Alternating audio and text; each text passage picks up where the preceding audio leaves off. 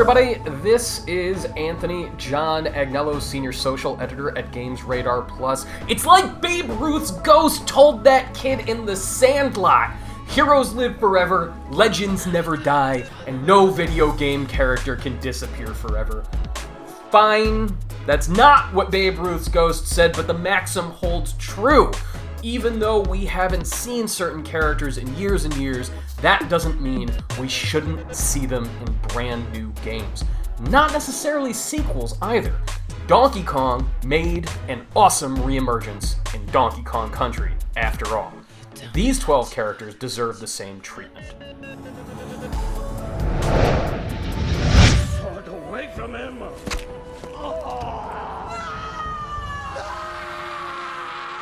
Kill her. NARIKO, Heavenly Sword. In fairness, NARIKO has popped up a couple of times since starring in Heavenly Sword back in 2007.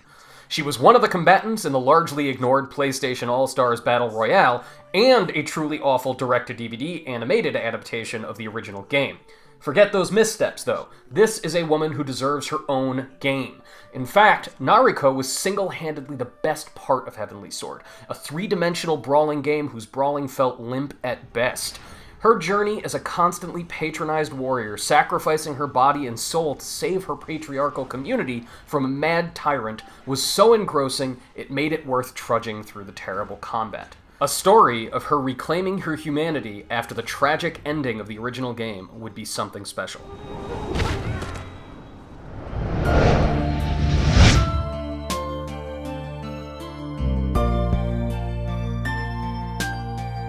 HYDE, Hotel Dusk, Room 215. Hotel Dusk was an unexpected hit on Nintendo DS, a slow-paced visual novel with gimmicky puzzle solving, and yet people fell in love with its aha, take-on-me art style and noir story.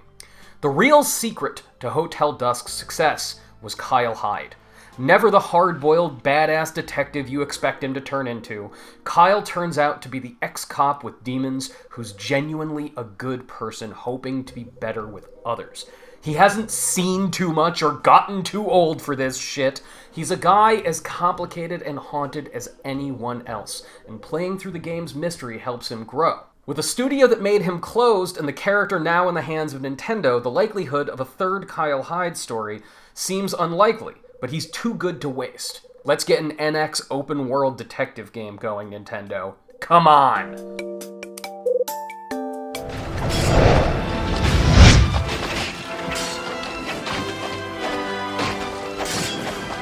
Semenosuke, Onimusha.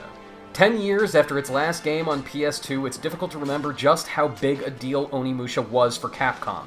The samurai pulp schlock meets Resident Evil series blended swift action swordplay, absurd demons, puzzle-ridden castles, and dungeons, and that was all in its first outing in 2001, before going on to get super weird in 3 sequels and 2 spin-offs.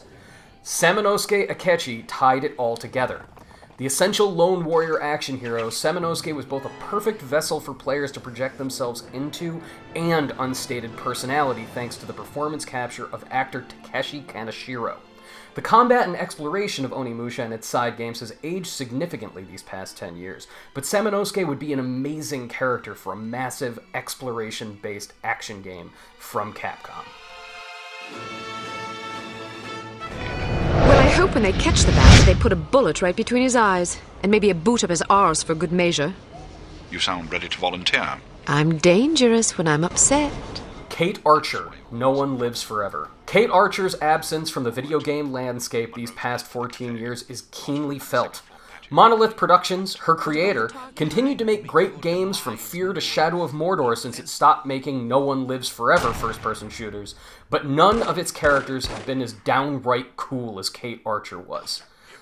The cat burglar come secret agent is everything you want out of a modern-day spy hero. Cool, funny, droll, and damn good at what she does. She's never as broody or as much of a prick as James Bond, but she's also never as callous or reckless as Sterling Archer. Kate deserves her own game, something with a sort of subtle intrigue and world-hopping adventure suiting a character of her class and style. I'd rather run over you with my car. What the?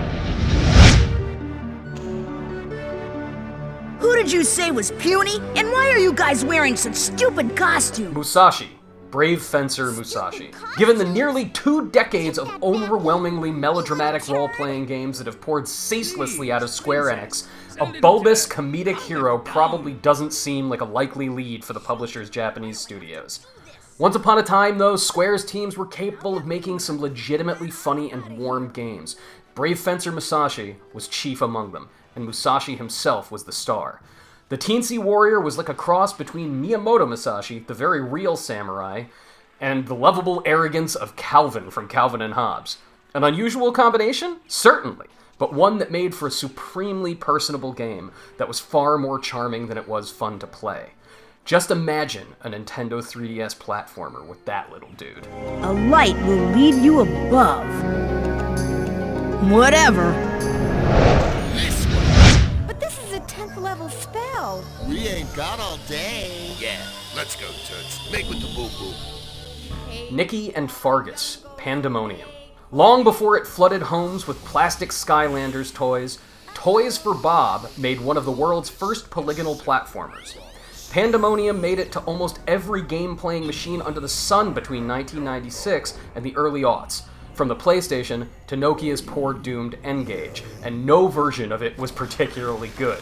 The jumping lacked the precise feel that makes for a great platformer, but NIKKI the Magician and Fargus the Jester were instantly likable characters, their simple, colorful designs making them stand far out amidst the gun-toting dude bros, sword-bearing fantasy archetypes, and animal mascots that ruled the era and most of today. These two should have been the stars of an adventure game from the start, wandering their vaguely medieval world, accidentally casting mischievous spells on unsuspecting villagers, and generally living in a place as colorfully wrought as they were. 3 wishes. Let me handle this. Wish for a million wishes. Wish for a million wishes. That never works. I hereby wish for a chicken. Wish granted. You idiot. Why'd you...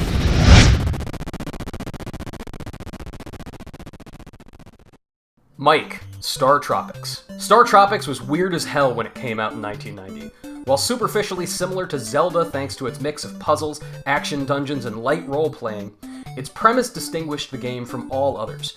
Full of the same freewheeling surrealism as games like Super Mario Bros., where turtles kidnap mushroom princesses, with a somewhat familiar real world, Star Tropics sent a mostly normal teenager into a tropical archipelago full of sea serpents, ghosts, friendly robots, militant feminists, and space aliens.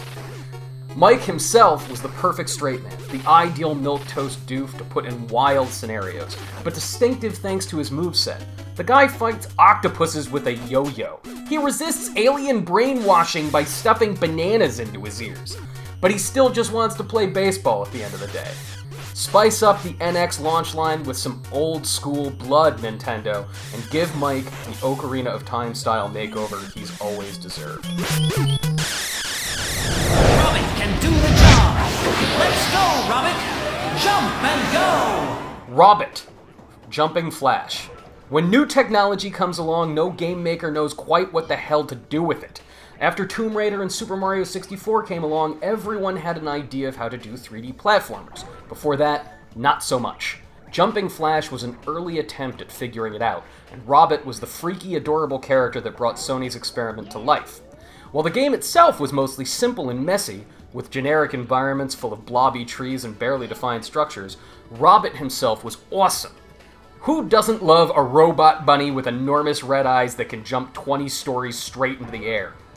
Jumping Flash's protozoic approach to platforming was dated within a year of release, but today Sony has a piece of new technology ideally suited to the little trailblazer. Robert needs his own PSVR game, putting you in the rabbit's point of view in some crazy world where you have to jump super, super high.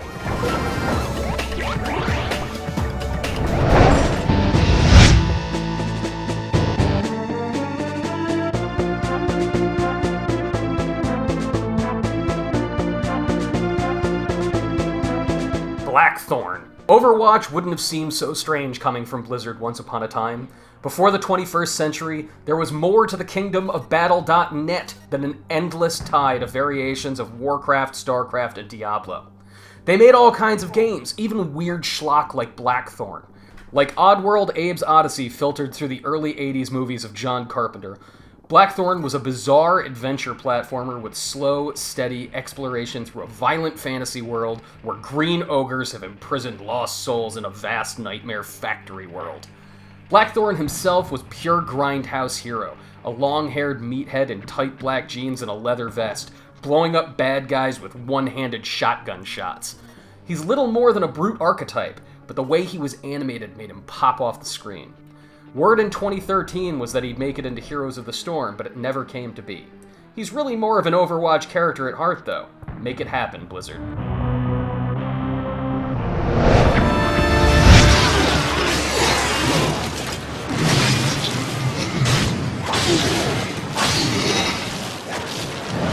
KAIM, Lost Odyssey. While it was intended to be the Xbox's own signature role-playing series, Mistwalker's Lost Odyssey ended up as more of an acquired taste when it finally came out. The story of immortals wandering the land, fighting mythic beasts while undergoing perpetual loss in a world of regular mortal humans was often beautiful, but it was a chore to play. Interminably long and frequent battles made it hard to enjoy KAIM, the game's withdrawn hero, which is a shame because he's fascinating. Some of Lost Odyssey's best moments were just text stories, passages retelling events from KAIM's 1,000-year lifespan. That's a huge window of time to explore with a character whose very nature makes him malleable. Give me an action game where KAIM was a sailor for a few decades, or that period when he started a family and had to fend off bandits as a farmer. Lost Odyssey didn't work, but KAIM still could.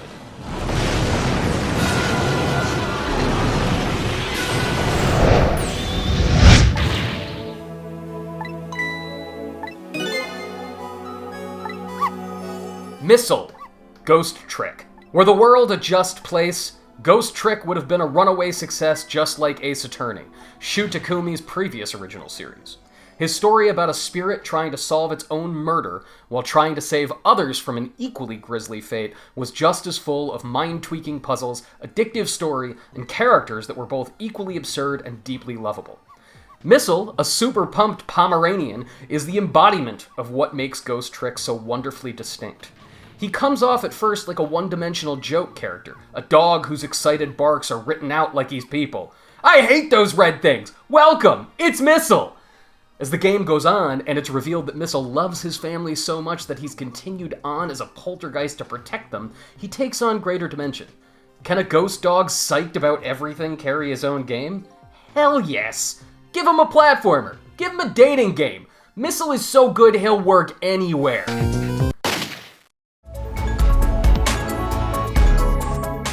If you agree, if you don't agree, if you want more videos like this one, follow GamesRadar on youtube.com/GamesRadar.